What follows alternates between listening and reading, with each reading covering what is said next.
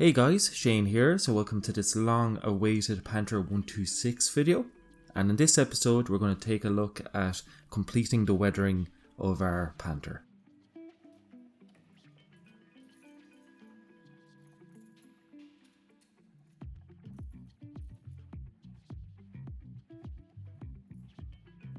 So we're going to begin by adding the decals, and in this case we're going to be using a decal set from Star Aftermarket Decals or Decals.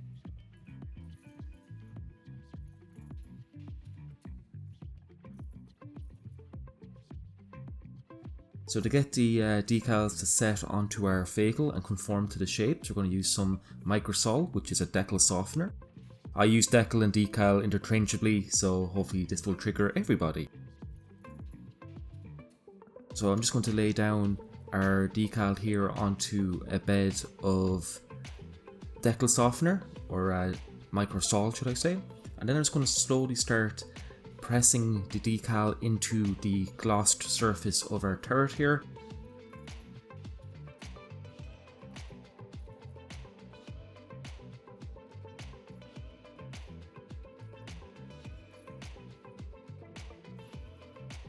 The one thing I found with these decals was that the carrier film is quite heavy on them, so they are quite raised off the surface. So I'm just going to come in with a very fine sanding sponge and very gently I'm going to start sanding back the decals here.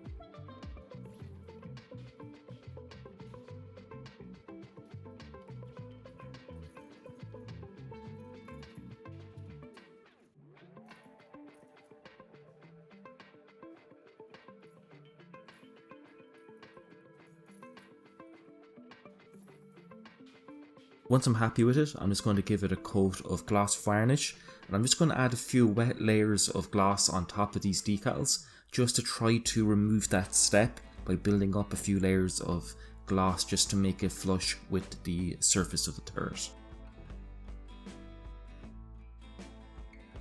So with the gloss allowed to set, we're going to start adding our first layer of weathering. So I'm going to be using a few paints from both Vallejo and AK Interactive. But firstly we're just going to take a small piece of sponge here. This came with some of the packaging from AK's paint sets. I'm just going to cut out a wedge, and then taking some of AK's Dunkelgelb from their Gen 3 paint range, I'm just going to start stippling this lighter colour over some of the leading edges of our Panther. So I'm just going to start working on the turret. And I'm just going to start aiming for areas that would catch any foreign debris and start scratching the paint back to the Dunkelgelb.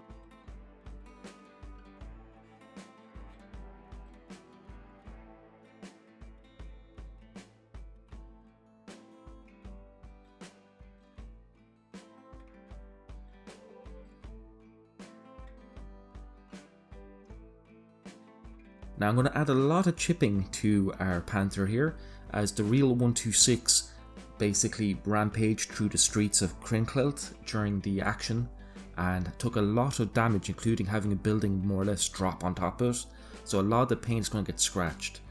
If this vehicle wasn't so heavily battle damaged in real life, I probably wouldn't add as much chipping as I'm doing here at the moment.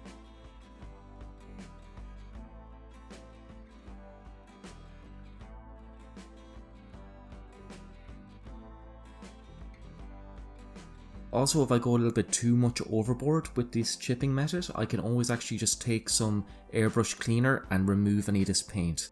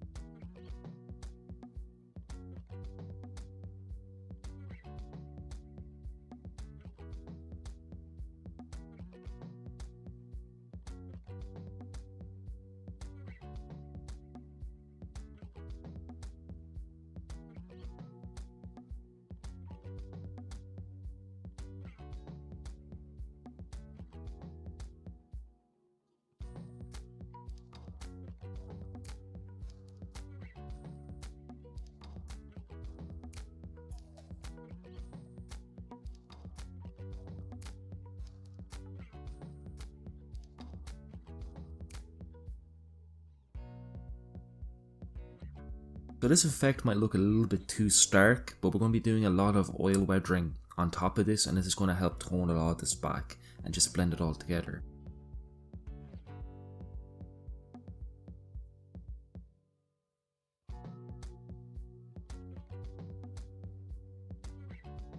Using the sponge is very easy for just creating an outline of where we want to add further chipping. To accomplish finer chips, we're going to take a 00 sable brush here with quite a fine tip to it, and we're going to go back to our dunkelgelb and then start painting in some small hairline scratches. I'm going to use the areas that we use with the sponge to act as my guide, and then I'm going to carry on some of these scratches from those areas.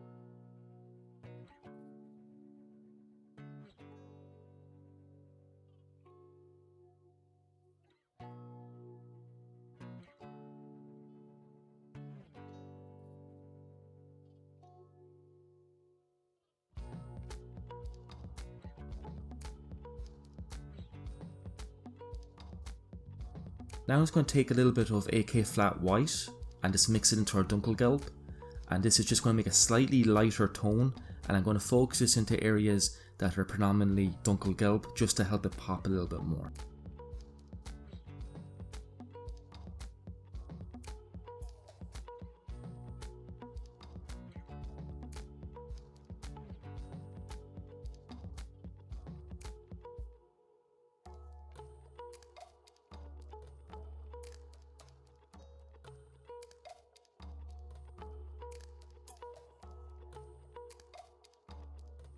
To expose some of the red oxide primer, I'm just going to take some AK Rot Brown from their Gen 3 paints and just stipple that into some of the areas with a sponge that we've already gone over with the dunkelgelb, especially some of the damaged stowage bins on the rear of the vehicle.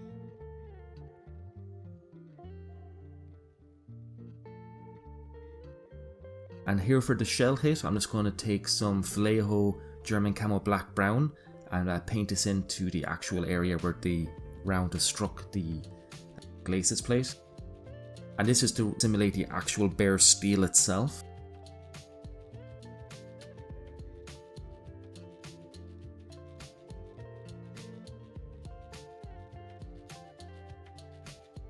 So now onto the good stuff. Now we're going to start adding some of our oil weathering, and we're going to spend a lot of time working with oils on this video. So we're going to start off with the simplest and probably my first port of call, which is a dot filter. So I'm going to take a scrap piece of cardboard, and this is going to be our palette, and I'm going to start laying down some oil paints from 502 Octilong, so a bit of yellow ochre,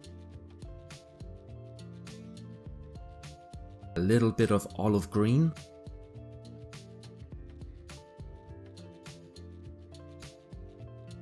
a little bit of yellow,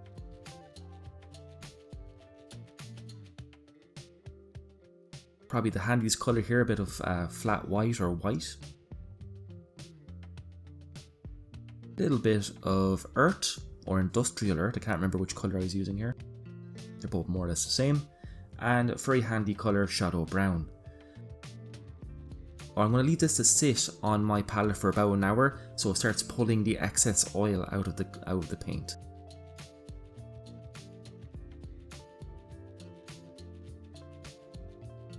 So we're going to begin by preparing our turret here, and I'm just going to moisten the surface layer with a little bit of white spirit, just a tiny amount. And then I'm going to start just adding small dots of our colour. So here I'm just using mostly white and ochre. And then with a nice soft brush, I'm going to start pulling in a single direction. And this is going to create some lovely fading effects.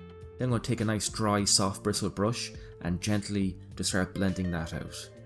And this creates very lovely fading and rain marks onto any of the vertical surfaces of our Panther here.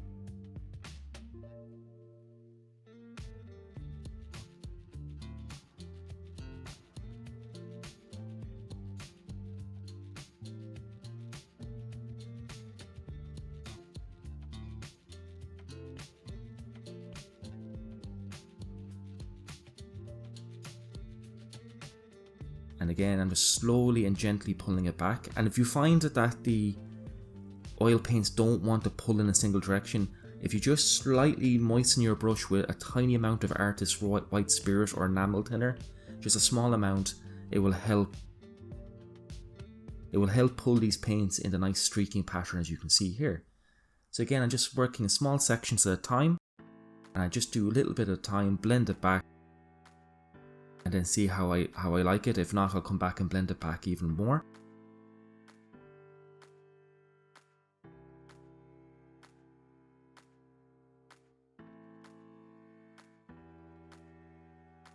And also the nice thing, because oil paints are so forgiving, if you don't like how something looks, you can just come in with a bit of white spirit and wipe everything away and start afresh.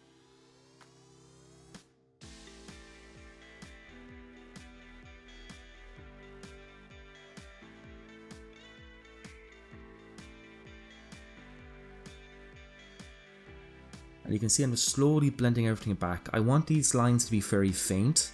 I don't want it too stark. And I'm just using colours, mostly whites, ochres, and a little bit of green, and then a few of these other colours that we put onto our palette mixed in here and there. And you can keep adding various layers to this. You can let this dry for 24 hours once you're happy with it, and add a fresh layer on top of it. It's very forgiving, and it will basically will allow you to do anything you want to do with oils.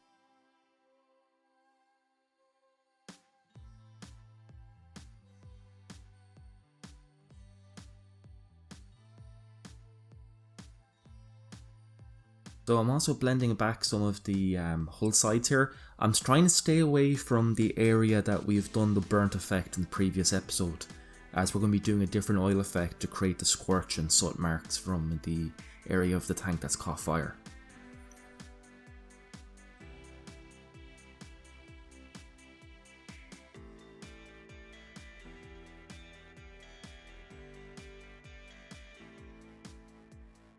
So now I'm going to add probably my favourite type of effect, which is a simple panel wash. And for this we're going to take some 502 Shadow Brown. We're going to mix in quite a bit of Artist White Spirit from Winsor & Newton, or any enamel thinner you have. A good probably 70 to 80% thinner to pigment will do here. You can also just vary how intense you want this by varying the amount of paint to thinner ratio you use.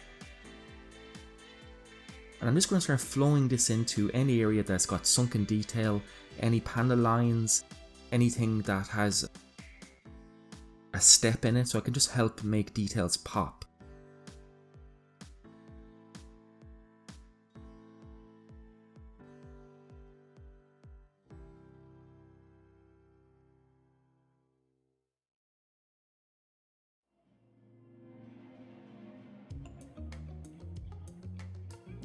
It also helps create an element of grime in the tank as well. So it's a nice simple way of creating both visual interest, help to differentiate various different details and different types of fidelity within the actual tank itself, and just help the eye pick out various different details.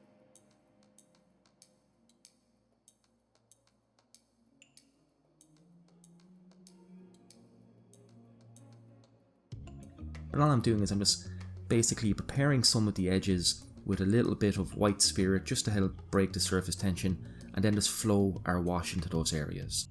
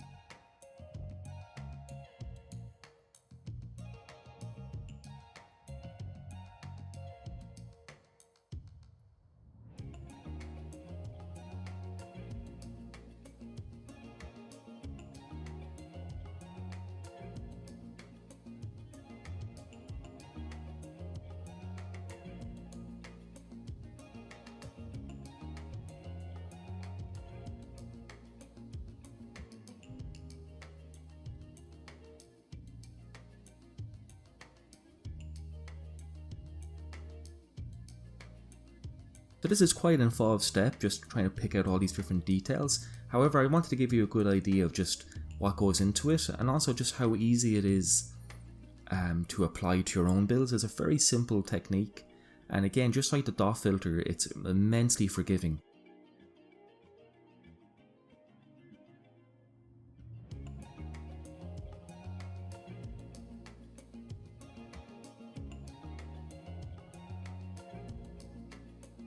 So I'm now coming in once our wash has been allowed to partly dry. It's probably about 30 minutes after I laid it down, and I'm just coming in with a clean soft brush that's got no paint or thinner on it, and I'm just blending out some of these areas where the shadow brown has flowed onto other areas. Any of the more tougher areas I want to remove, I'm just going to come in with a Q-tip, and I'm just going to blend everything back.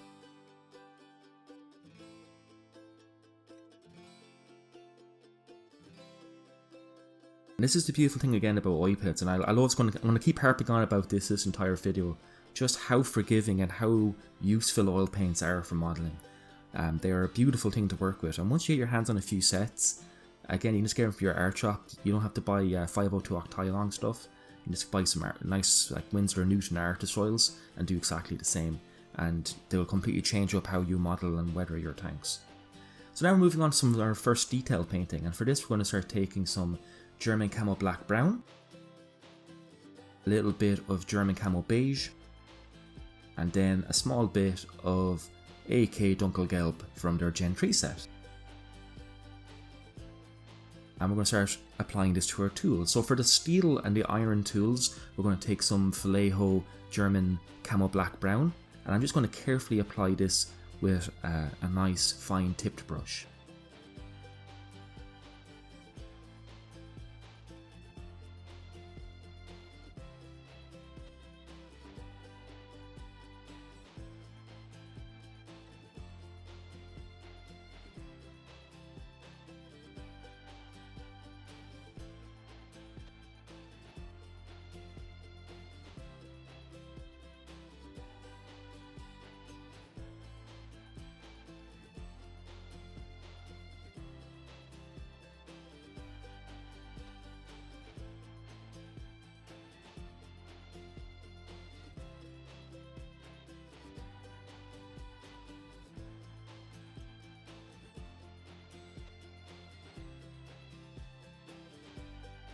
Just to prevent any overspray or painting any areas I don't want to get into, I'm just going to take a piece of paper here and just slide it into any of the details I don't want to accidentally overpaint onto.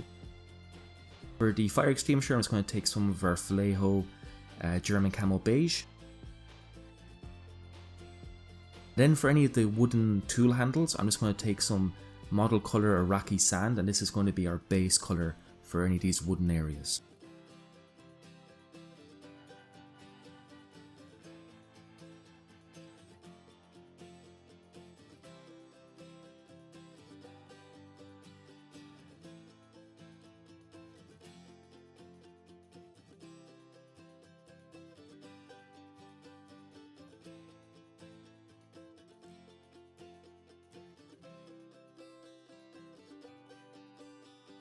For the handles of the wire cutter, we're going to take some AK Roth Brown.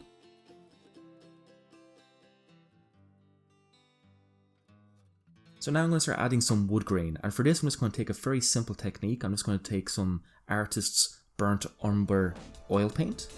This is just some Winsor & Newton stuff, you can get it from your art shops. And I'm just going to apply this straight from the tube and just kind of apply it in a kind of a stippling and pulling motion just to create a bit of wood grain. I'm going to apply it kind of thick, and then once it's allowed to set for a few minutes, I'm just going to take a brush that's been moistened a little bit with white spirit, and I'm just going to start pulling in a single direction, and that's going to create our wood grain technique. Very simple, and you can just see how the oil paint, as it begins to mix with the brush and a little bit of that white spirit, begins to form a nice simple wood grain.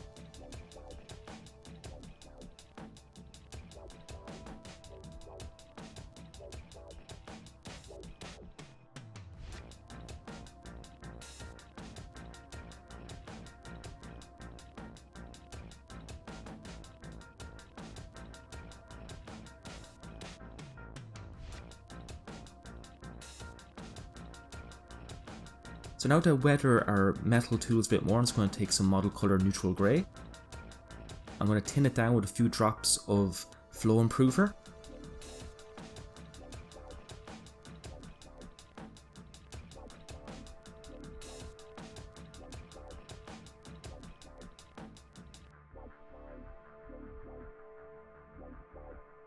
And then I'm going to stipple this wash onto any of the areas we painted, the black-brown areas, just to create a little bit of wear and tear on the metal and steel tools.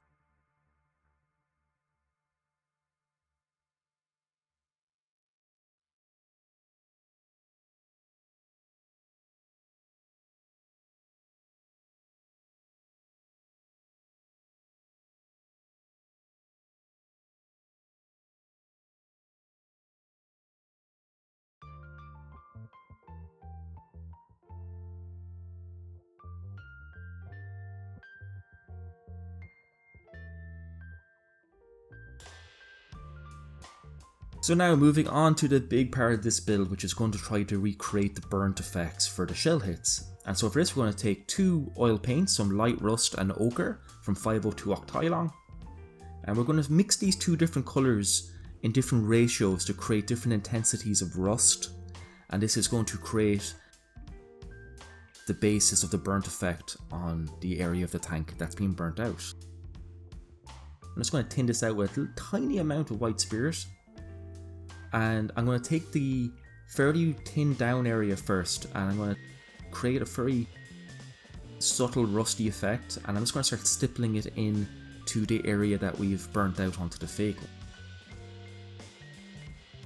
Now this is just the first pass, this is just to create the first notion, if you like, of heat damage from the burning engine compartment.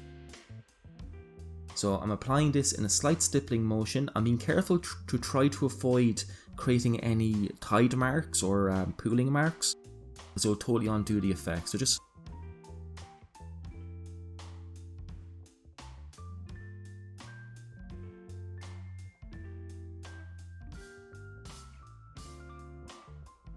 this is just going to get stippled in everywhere, just to kind of frame this burnt area, and it's just going to create a nice discoloration going from that burnt out area onto the rest of the vehicle, and from there then we're going to start working our way in.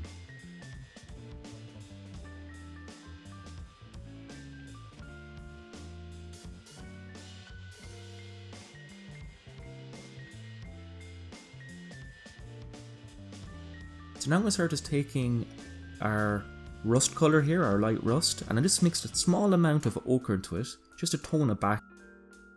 And I'm not going to thin it down too much, I'm going to apply it really like a paint. And now we're going to start working this colour again in a stippling motion, and this is going to be our first of our more vibrant, rusty, burnt out colours. Now I'm not trying to cover the entire area with this, I'm trying to keep it nice and light because we're going to do quite a few layers to build this up. And again, I'm just going to keep adding different ratios in each layer of our ochre and light rust. So each layer we do is a slightly different vibrance. If you feel one layer is too bright, you can just add a bit more of the light rust, or if you want it brighter, add more ochre. And you just create these nice different concentrations and intensities of colour.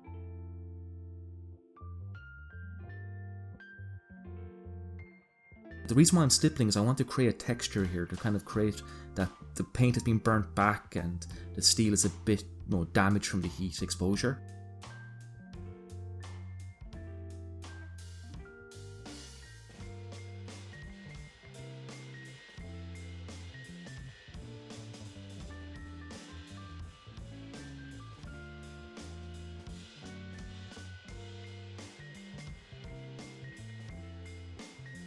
Now, so I'm taking a nice soft bristle brush, again that's totally clean, there's no thinner or paint on this in any way, and I'm just going to start tapping it.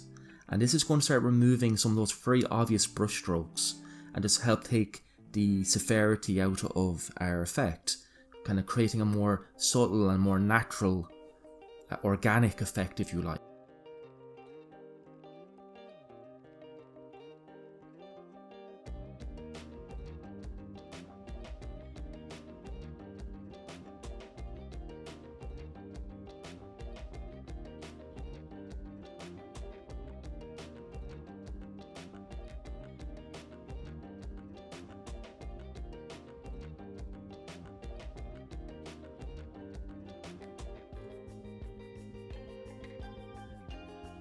Now that we have our burnt effect kind of laid, now we're going to add a little bit of burnt paint. And just around the area that we've added our rusty colour, we're just going to paint in some Artist's Black. In this case, again, this is from 502. And then just taking a brush that's a nice soft bristle brush, that we're just going to start blending this back. So we're just going to start tapping, and this is going to create the border for the burnt out effect.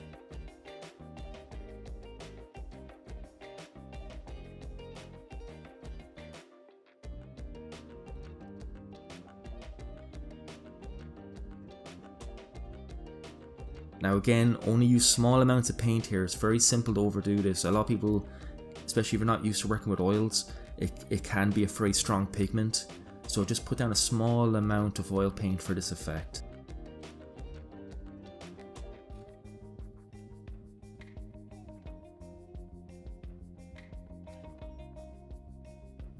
Again, the area that we just done here, its edges are going to get the same treatment here. And as you can see here, I'm just going to start blending it back.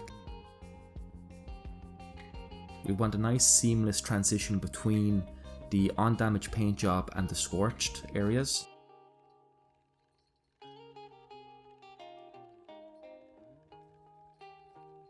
I also apply this with the shell hits to create some ideas of burning, and just to create a kind of cool effect, I switched to a slightly smaller brush again, a nice clean brush with no thinner or paint on it, and I'm just going to start pulling this oil paint up to create an idea of, like, you know, that there was fire coming up out of those areas. Again, a little bit artistic perhaps, but just to add a bit of visual interest. You know, you want this area to pop without overdoing it.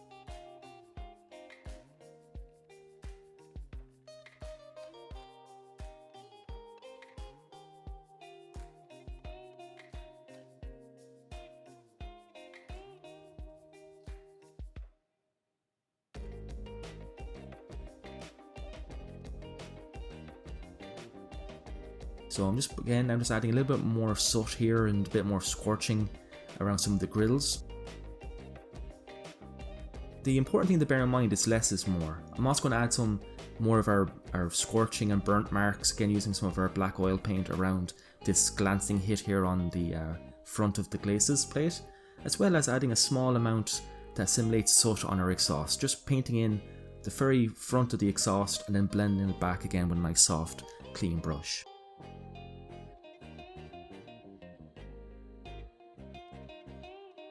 So now we're going to add some dust to the model, and for this we're going to take some NATO Black, Buff and NATO Brown from TAMIYA. I'm going to mix them up to make a kind of a browny drabby grey colour. I can't remember the exact ratio, it doesn't really matter. It was mostly Buff and NATO Black with a small amount of brown just to add a little bit more of a kind of like a dirty colour to it. And I'm just going to heavily thin this down. There's about maybe 75-80% thinner in this, and I've turned my PSI down to about 10 PSI, and I'm just going to very gently build this dusty colour up onto the lower parts of our Panther.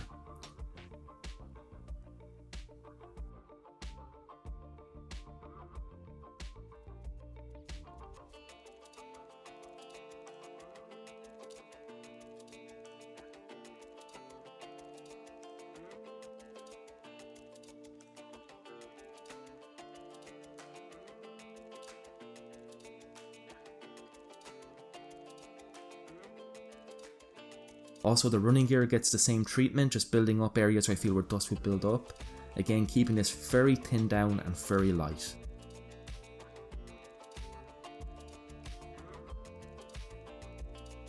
So another first for the channel, we're going to be using a bit of burnishing fluid for metal tracks, since we are using flow tracks. So it's important to do a bit of safety first, so I have this in a well ventilated area. I'm wearing safety gloves and a mask, apparently. And so again, just be careful with this. This is toxic. Keep it away from your eyes. Don't breathe it in. Don't bloody drink it. And what I'm just going to do is I'm going to apply. I'll end up applying most of the bottle because I didn't wash my tracks correctly. I didn't really clean them as well as I should have. So I do have to apply quite a bit of burnishing track fluid. So now we're going to start weathering our tracks with a bit of mud effects. These are enamel products from AK. I just have 3 different colours here. I have like damp earth effects and Kerskirt, and I'm just going to apply them straight out of the bottle, and I'm going to apply them wet and stipple them onto the tracks. So the burnishing fluid did work, but it only worked in certain areas, so this is going to help hide any areas where the white metal is still showing through. So I would recommend, if you're going to do this, soak your tracks in acetone first, give them a scrub, and then once you rinse them with water, then do your burnishing on top of that. So now to create some of our bare metal, I'm going to take an artist's graphite pen here. Just a simple little graphite pencil that I have pared down to a sharp point, and I'm going to start picking out the various different teeth and guide horns. So you can sand these back to expose the white metal underneath, but they look like white metal, they don't look like steel. So I experimented with both, and I found just using a simple graphite pen, and you can see that I'm wearing a pair of gloves, and what the gloves allow me to do is, one, just because this can be quite messy, but I can also use the gloves to act as like a buffing tool. You can see me run my finger up and down just to create a bit of a sheen and blend everything together.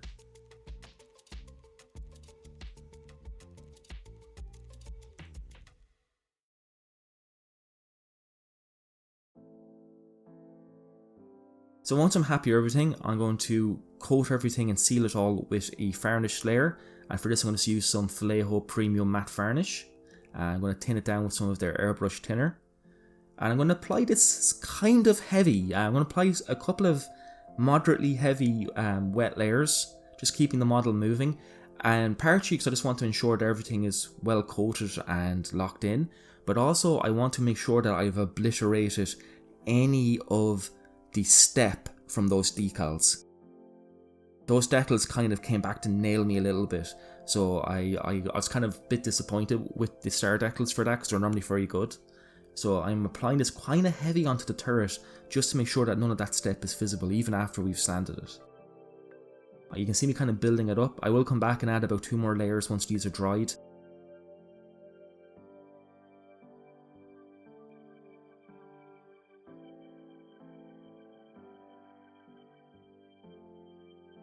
Now I'm going to add some even more mud effects, and for this we're going to take some AK splatter effects from their Diorama series. These don't work as well as I thought. The pigment is very, very heavy. So you can't even just use the normal flicking method of just using a cocktail stick and a brush. It's too heavy. So I'd use my airbrush as a projector and have the PSI turned up to about 20 PSI because the pigment is so heavy. And I'm only going to use this on the backs of the wheels. It's just too heavy. If I used it on the forward faces of them where you guys can see it and where a viewer can see it, it's just too heavy. It's unrealistic.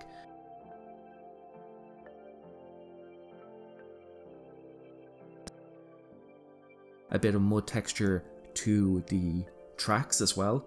So it doesn't really matter if the pigment is heavy and the splotches or the splatter effect is in quite heavy droplets. On the tracks it doesn't matter as much.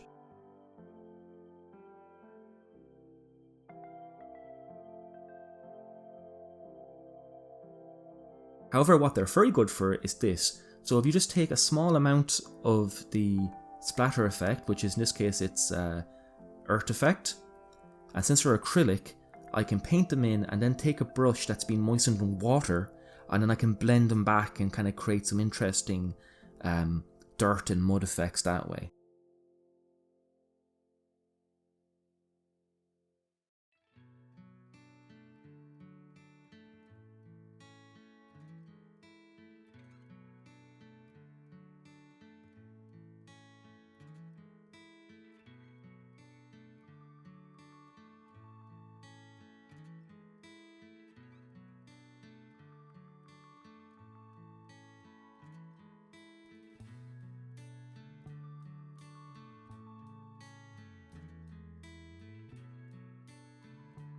I'm also going to apply it as a means of weathering the lower hull.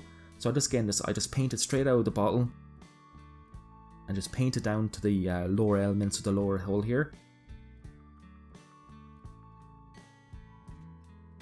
And then by taking my brush that's been dipped in water, I'm going to start pulling this effect up to create some interesting mud deposits and kind of nice kind of streak marks of mud being thrown up onto the side of the hull and washing back down the sides of the tank while it's in transit.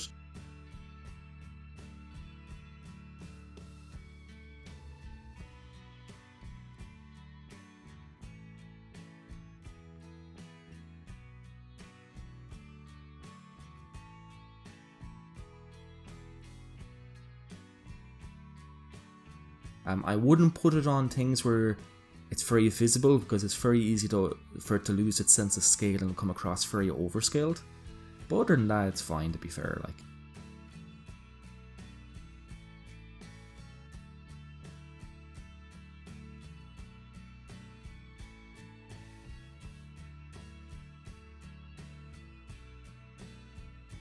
I also apply a little bit to the top of the sponsons here, and again just doing exactly the same thing, but this time with our brush dipped in water, I'm going to start pulling down, and that's going to create some of our mud effect.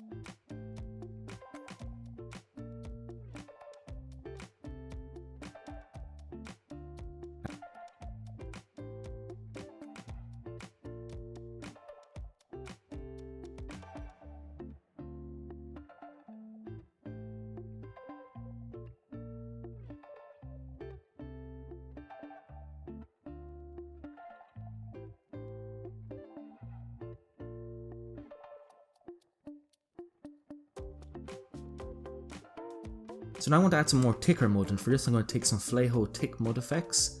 Again, these are acrylic, and these are very cool. So this is just a really heavy pigment, like a inert pigment, that's kind of in a gel form with a little bit of static grass mixed in. You can totally make this yourself. However, I bought this about a year ago and I've been looking for an excuse to use it.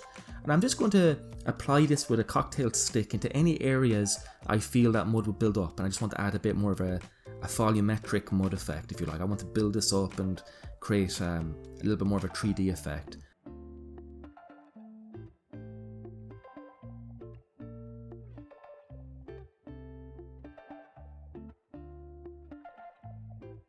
And once I'm happy with it, I'm just going to come in with a brush and blend everything by just stippling it in, just to kind of create a bit more of a natural kind of effect.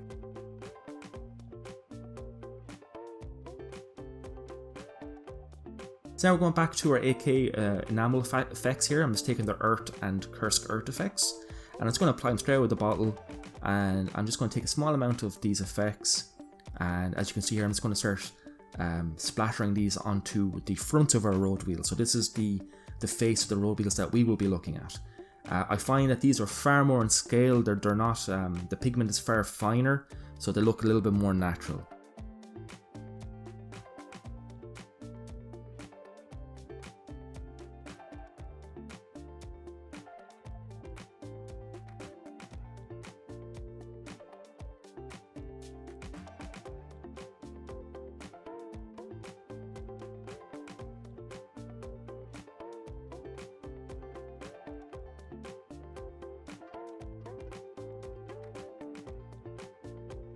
So to create some grease marks or stain marks from our hubs here, I was going to take some kerosene effects from AK. You can make these yourself. Again, just use a bit of flat black and raw umber and mix them kind of 50-50 to create like a dark greasy look. And I'm just going to work these into the hubcaps of our running gear here, and I'm also going to just kind of pull it up along some of the bolts in the rim of the wheels as well.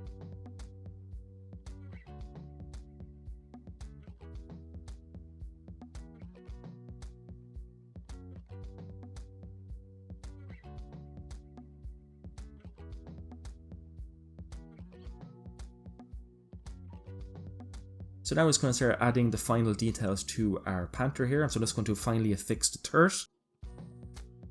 Kind of see everything's come together. Now my tracks are about one link too long, so off camera I removed one link, which was a nerve-shattering experience, and that's all I'm going to say about that. So now we're going to start adding some rubble to the engine deck, and for this we're going to use the urban debris set from Diodump, which is just a nice little kind of all-in-one set that has got a bit of everything in it.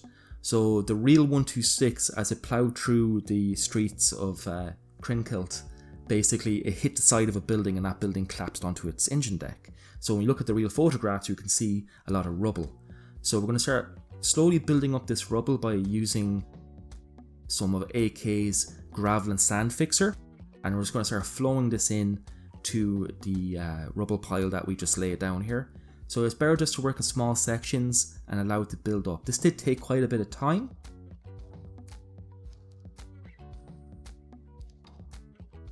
This gravel fixture, even though it's designed to be laid on top of things like this, it can damage the paint. So once you lay it down, don't agitate it or you'll pull the paint up underneath it. So just allow it to flow in and then just let it do its thing, let it set, and then put your next layer on top of it.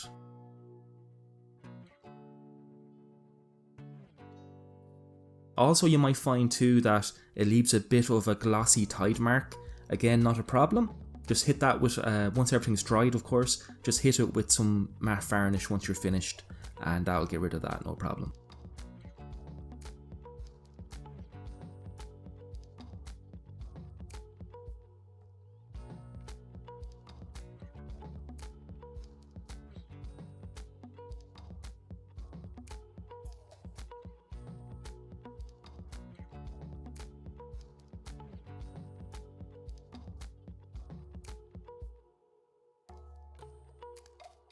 So once I'm happy with the rubble effects, I'm going to start adding some of the other details to the model.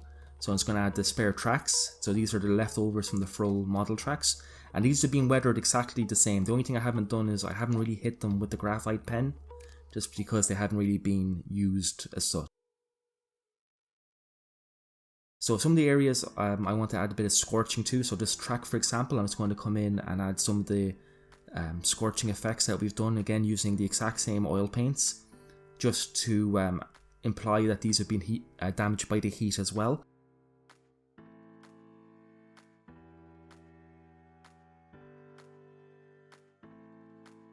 And I'm also going to do the exact same here too for that tow cable over the areas where the fire has raged.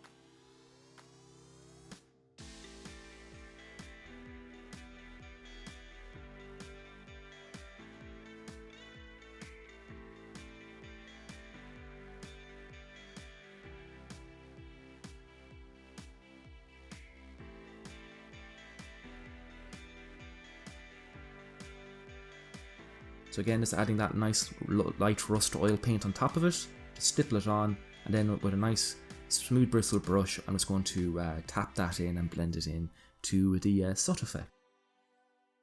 So now to add some more kind of soot and burning effects, I'm going to take some black and German grey and mix them kind of 50-50, and this is just going to be some of the scorched area on the masonry, on the rubble. It did occur to me, if I just left the rubble the way it was, doesn't really make sense. Like a lot of that rubble would have been also scorched and charred by the burning engine deck. So I'm just going to add a small amount of scorching. Again, less is more, so just small amount at a time.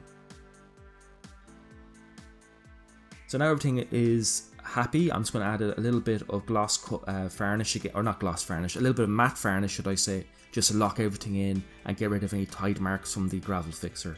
You can also notice I added a stretch sprue antenna, which has been damaged just like on the real vehicle. It's been snapped, and that's just made out of a bit of stretch sprue. So guys, I really hope you enjoyed this. This has been a long time coming. I think this project's been going for about 9 months now. So I really hope this has been worth the wait. I know you guys have been super excited to see where this goes, and it's been quite an odyssey and quite a journey, and I've learned a lot working on this. So guys, I really hope this was worth the wait for you and you enjoyed it and maybe got some ideas from it. So in the next couple of episodes we'll just do the diorama for this in the next few weeks, and then 126 will be finally finished. So guys, I have been Shane, thank you so much, happy modelling, stay safe out there, and I'll catch you in the next video. Bye bye.